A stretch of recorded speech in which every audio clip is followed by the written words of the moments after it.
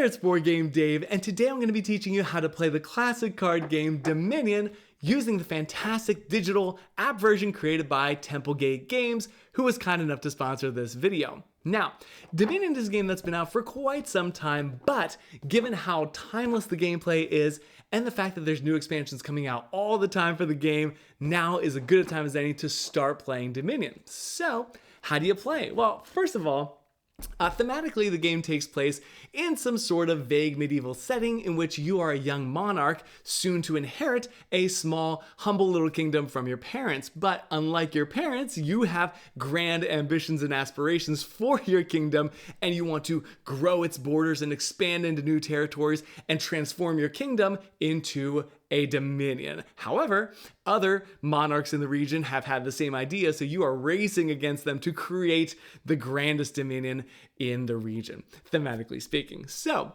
at its core, this game is what's called a deck building game, which means you're going to start with a set, in this game 10 cards that are really unexciting, pretty boring cards. They're not really great, but throughout the course of the game, you're going to use those cards to purchase better cards from the supply. Those cards are going to go into your deck, and as you shuffle and cycle through your deck, you're going to see those stronger and stronger cards that are going to let you take better actions or give you more purchasing power to buy stronger cards, and so on and so forth.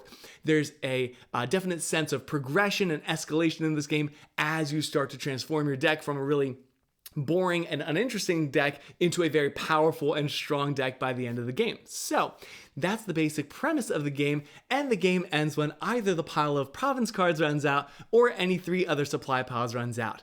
At the end of that player's turn, you're going to add up everyone's points, and whoever has the most points wins. Alright, so let's start with some basic concepts, starting with card anatomy. So each card in Dominion is going to have a name and a cost in the bottom left-hand corner. So let's start with these treasure cards right here. This gold card, for example, costs 6, as you can tell in the bottom left-hand corner. However, treasure cards are going to let you purchase better and better cards. So this gold gives you a buying power of 3, whereas the silver, although it only costs 3 coins, is only going to give you a buying power of 2. That's how treasure cards work. On the left of those are these green victory cards. Now, these are going to give you points and pretty much do nothing else. So the province is the highest value card in a base game here. It's going to give you 6 points, but it costs you 8 coins to purchase. And the cheapest one down here costs 2 coins, only gives you 1 point. That's called an estate. Below that is what's called a curse card. Now, you don't want curse cards. As you can see, it's going to give you -1 points. You're not going to get these on your own typically. Usually other people are going to give you these curses and kind of bog down your deck with this pointless -1 card. So that's the curse. And then the other 10 cards here, which I can actually show you all of them right here.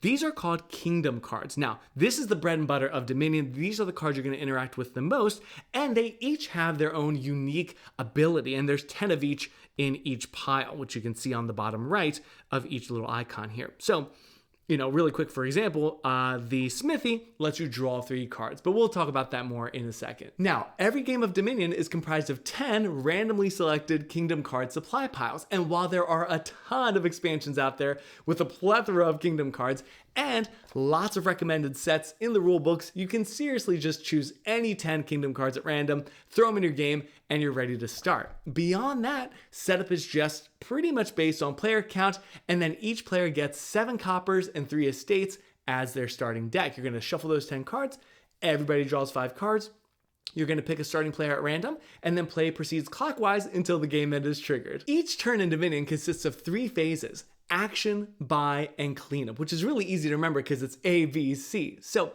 in the action phase, you can play 1 action from your hand. In this case, I'm going to play the militia out in front of me, and then you're going to resolve that card from top to bottom and do everything it says. In this case, I get 2 coins to spend this turn, and each other player discards down to 3 cards in their hand. That's called an attack card, right?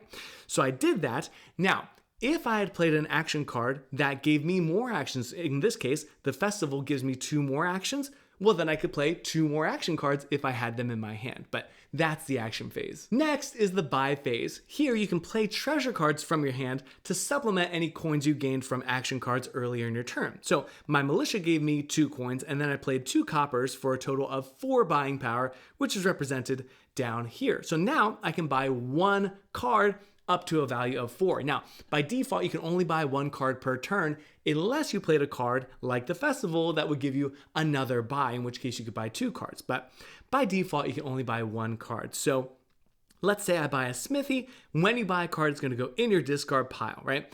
And then the last thing that happens is called the cleanup phase. So any cards that you played out in front of you go to your discard pile. Any cards left over in your hand go to your discard pile. And finally, you're going to draw back up to 5 cards in your hand. Now, if you need to draw cards and there's no cards in your draw pile, you're going to take your discard pile, shuffle it up, and draw back up. And this is where you're going to see some of those cards that you purchased previously. All right, so now that you know the different phases of a turn, let me go ahead and show you just one simple sample turn to show you what all those phases look like in practice. So it's my turn and it's my action phase. So I can play 1 action card from my hand, and thankfully I have this village card which gives me another card and 2 actions. Now, if you're wondering why I'm starting my turn with only 3 cards, it's because on the last turn the AI played a militia and I had to discard down to 3 cards. So that's why I'm starting with 3 cards. But no matter, let's play our village card.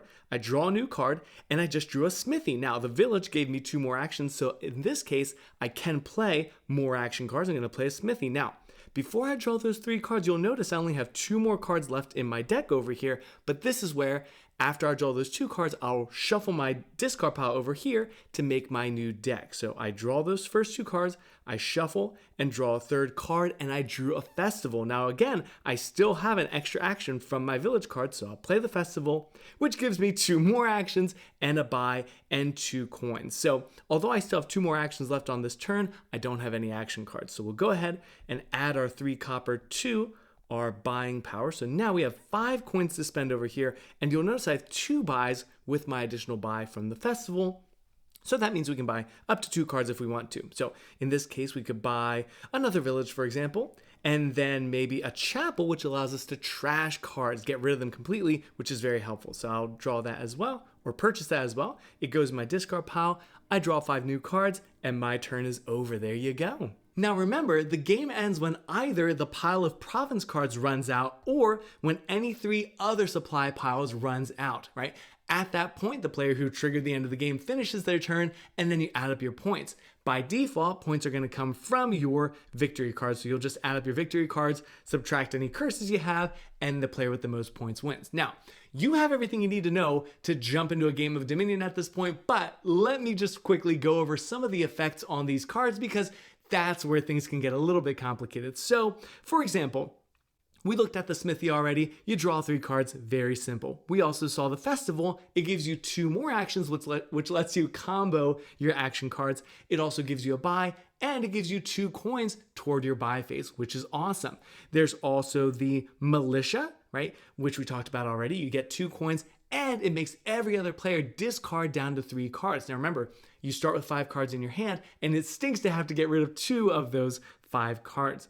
The Witch is going to let you draw 2 cards into your hand, and every other player gains a curse. So they take one of these -1 point cards and put it in their discard pile. That is very, very brutal. Let me show you also the moat. So let's say you're the kind of person that does not want to get attacked by a witch and the militia, right? The moat is going to let you draw 2 cards, but it also has a really interesting passive ability. That's why it's blue, by the way. It's called a reaction card. It says, when another player plays an attack card, you may first reveal this from your hand to be unaffected by it. So let's say another person I'm playing with draws or plays the witch card and says, everybody has to draw a curse. I can show them my moat card from my hand and say, I don't have to do that, right? I'm unaffected by your attack card. That's a really cool card.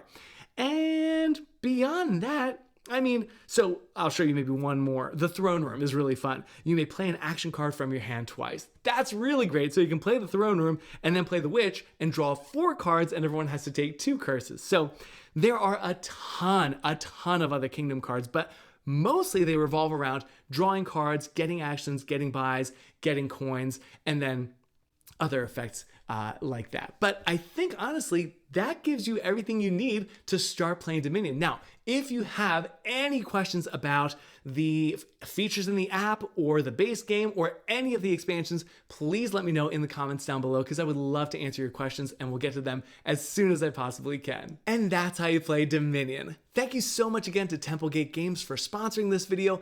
If you want to know more about their amazing app and why I'm still literally playing it every single day, you can check out this video right here.